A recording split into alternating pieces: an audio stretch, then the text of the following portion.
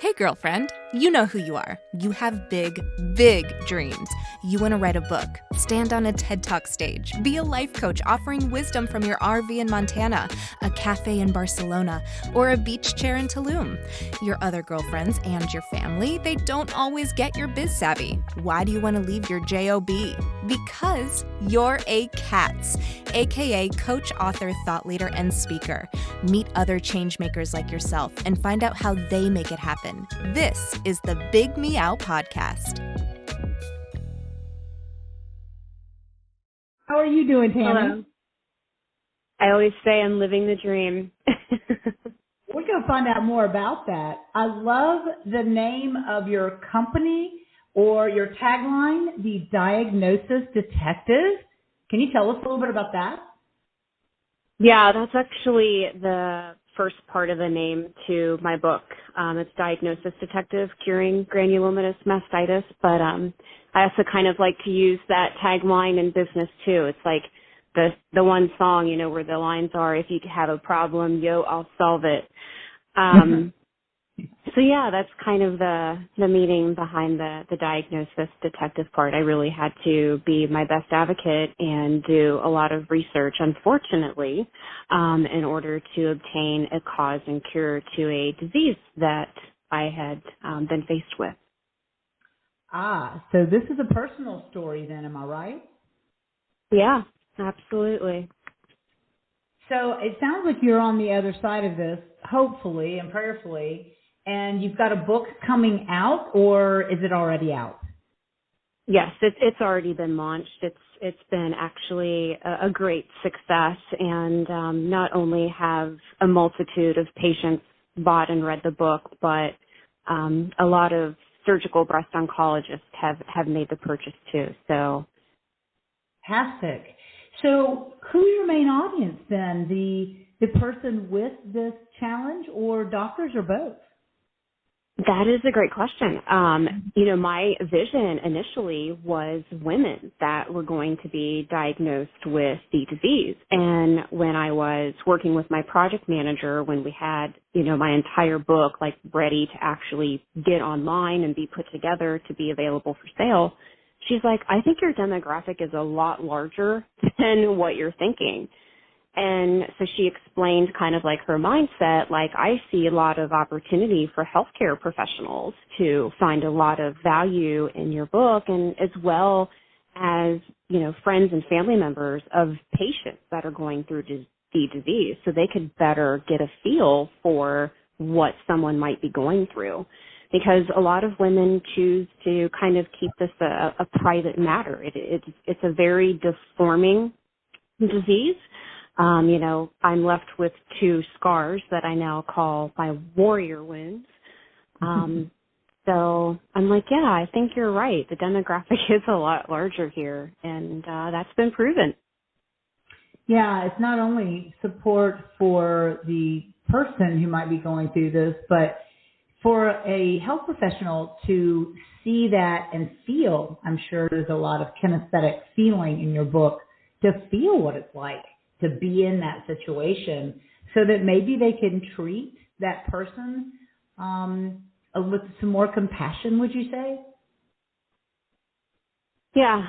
And just, maybe not so much brush it off as, not as serious of a disease or a condition as it is, because it really interferes and impairs with your daily life. And there's a lot of women who have difficulty in even working or being the best mom that they can be when they're faced with this disease.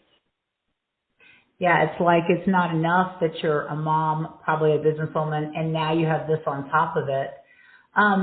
One of the things I really love that you said was to bring this challenge, I'm just going to call it a challenge, I know it's much more than that, out of the dark and into the chat room, and let's talk about it, and let's all talk about it, and let's not demonize it so much, but let's work with it. Is that what I'm hearing? I mean, a little bit. I think that's kind of like one of the reasons why I decided to write my book, is because I know a lot of women aren't so comfortable, sharing that they have the disease or talking about the disease or really opening up, to even friends and family members. And I wanted other patients to be able to relate to me, or you really know almost what to, expect down the road. And it was not only me about sharing my own personal journey, but it was also including other women who have been faced with the same disease, sharing their own personal, unique stories as well. So that's also included in my book. And even a pathologist and my own doctor made their own personal contribution. So that leads you right into the next question. It sounds like you've had your own inspiration, but if you could name one or a couple of people, who inspires you?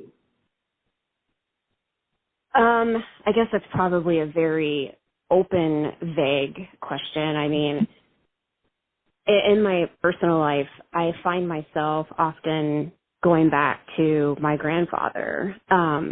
He was extremely poor growing up, so poor that they had to put cardboard into the soles of their shoes because they couldn't afford new ones.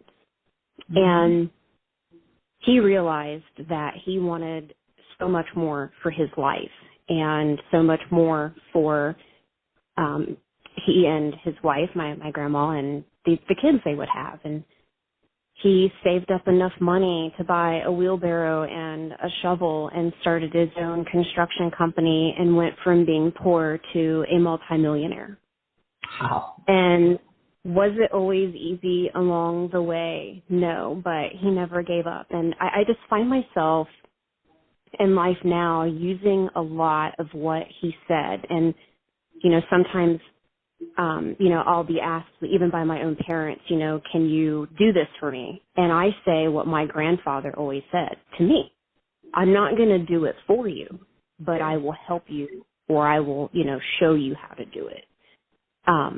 But he was never going to do something for someone else. He says, you won't learn that way. So a lot of things that he has said in my lifetime, I have, used and applied in my own life and in even my professional career. And I think that that's really kind of helped me. So it does sound like you've got a great work philosophy in your bones, in your genes, and what a wonderful role model he was. Give us a piece of advice for other women, C.A.T.s, the coaches, authors, thought leaders, and speakers like yourself, based on what you've learned from operating your own business, from writing this book, from growing a business. Yeah, I wouldn't necessarily say it's so much a business, because I am a freelance individual, freelance professional. So I'm a freelance franchise business consultant. So I wouldn't say I have like this huge consulting company, because I am more of a freelance. But I would say, if you're very knowledgeable and you're very passionate about something, use that as your drive and motivation to take you where you need to go and you want to go. And even when it came to franchising, at the end of the day, and even with my book at the end of the day, it's about helping people.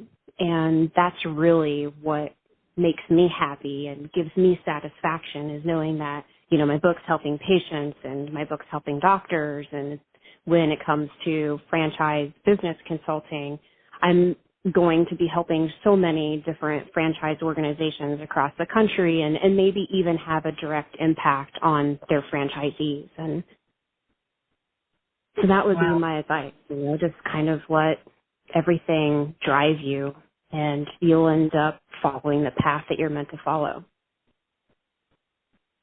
That's wonderful. Yeah, I think a lot of people that are coaches and authors and thought leaders, they follow their hearts, and sometimes they have to work to get those wallets to catch up, with their hearts. So what's next for you? It sounds like you've got your franchise business, that your whole philosophy is helping people, which is so wonderful to have you on board in the C.A.T.S network. And you have this book that's helping a certain sector. You're having your franchise business helping the business sector. What's next? What's your big vision? Yeah, so I do have plans for book number 2. I've kind of mapped that out, and I've been taking bits and pieces of information and research, and I'm kind of more planning this project, whereas my first book, it just was already in my lap. Like, I already had everything that I needed to be able to write the book. But this one's kind of more of like a planning project, and it will be a work in progress for sure. I wrote my first book during the pandemic when, like many others, was affected professionally. And obviously now, I'm so busy, I just don't have the full-time ability to focus on writing a book every day. So it's kind of more, passive. And, when it comes to freelance franchise consulting, I've actually kind of tiptoed around the idea of maybe looking for kind of maybe a full-time opportunity with a franchise system somewhere. So I'm just kind of casually beginning a search actually to see if I can put my footing in one organization, and if there's a senior leadership position out there that I just can't resist, maybe I'll follow that direction. Who knows? Yeah, and maybe this small promotional podcast can help you connect with that opportunity. That's the best we can hope for, to connect our people together. So share with us how we can connect with you. How do we find you? Well, if you Google my name, you'll find a lot about me. I've done several media interviews, multitude of podcast interviews, but I'm on a lot of different social media platforms. Professionally, I'm on LinkedIn. I'm also on Instagram. It's diagnosisdetective.Tami Burdick, so TamiBurdick. And then I also have a public Facebook page. So that's going to be Granulomatous Mastitis Book and Tips. Fantastic. Well, thank you so much for joining us today. And I'm curious, do you have a stage, maybe a speaking gig in your future? I've done a couple speaking gigs, actually. One of the ones that I'm probably most proud of was I was the keynote speaker at the 2021 Universe Conference of Breast Pathology and Breast Cancer. So for someone that's never even been to medical school in their life, that was quite an honor to be invited to do that. And that's when I had first started talking about my project, my Diagnosis Detective Curing Granulomatous Mastitis book. And that was an opportunity for me to discuss my own journey, what we're really missing in the medical community when it comes to granulomatous mastitis, to doctors, surgeons, pathologists, you name it, across the world. Wow. Just listening to you is so inspiring, Tami. Thank you so much for joining us today and being a part of the C.A.T.S network. And we wish you the best of luck and that you do find that perfect match for you where you can make your biggest impact. Thank you. Thanks for listening to the Big Meow podcast, sponsored by C.A.T.S Network. If you liked what you heard, please take a moment to subscribe and share this podcast with your friends. You can also join our network filled with positivity and possibility. Visit www.catsnetworking.com to join us and learn more, together with your magical, motivated, and mystical new friends at C.A.T.S Network. Let's transform 1 million lives with your message.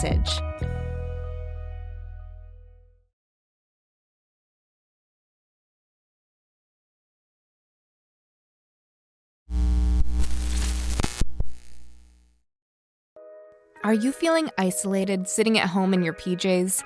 Or perhaps you're tired of the comfy sweatpants with holes in them that are hidden just below the camera?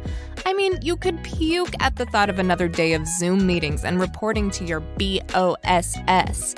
Do you want freedom from your home office desk or the office cubicle? Do you want freedom from your current career? Or are you frustrated that your online biz dreams are going nowhere? It's all too overwhelming. Where do you start? All the tech, the choices, and your message.